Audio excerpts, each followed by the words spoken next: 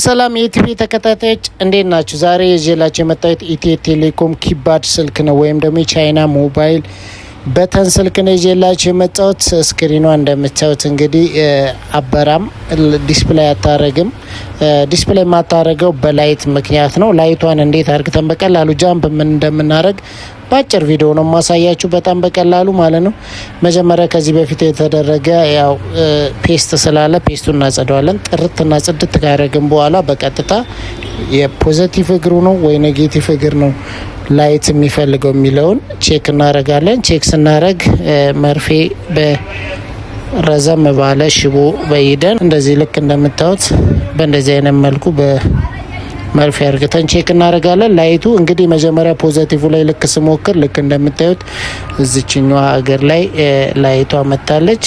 ስለዚህ ስንተኛ እግር ነው የመጣው የሚለውን ደግሞ ቼክ እናረጋለን። ስክሪኑ ያው ጭልም ሲል ስለማይበራልን ልክ እንደዚህ ካበራን በኋላ ስንተኛ እግር ነው የሚለውን እግሩን እንቆጥራለን። ከቆጠረን በኋላ እግሩ ላይ በይደን የፖዚቲቭ እግር ስለሆነ የገደለው ፖዚቲቭ እግሩን ጃምፕ እናረጋለን ማለት ነው። እንግዲህ ለዚህ የዩቲዩብ ቻናል አዲስ ከሆናችሁ ሰብስክራይብ አድርጉ፣ ቤተሰቡ ነው። ከዛ በተረፈ ሀሳብ አስተያየት ካላችሁ እንደተለመደው ኮሜንት አድርጉልኝ። ልሰራላችሁ የምፈልጉት ቪዲዮ ካለ ኮሜንት አድርጉልኝ። ያው ስልኩ ከመጣ ወይም ደግሞ የሚያሰራኝ ሁኔታ ላይ ከሆነ እሰራላችኋለሁ ማለት ነው። ልክ እንደምታዩት እንግዲህ በይጄ ጨርሻለሁ ማለት ነው። 13ኛ እግር ላይ ነው የተበየደው።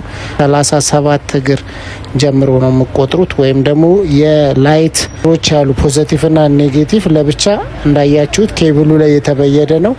ከሱ ከ37 እግሩ ጀምሮ ስቆጥሩ 13ኛ እግር ላይ ነው የበየርኩት። ልክ እንደምታዩት እንግዲህ ማለት ነው። እንግዲህ እንደዚህ አይነት ጠቃሚ ቪዲዮዎች በየጊዜው ሰራላችኋለሁ። ሀሳብ አስተያየት ካላችሁ ኮሜንት አድርጉልኝ።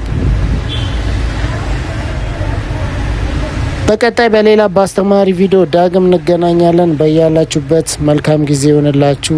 ባይ ባይ፣ ቻው።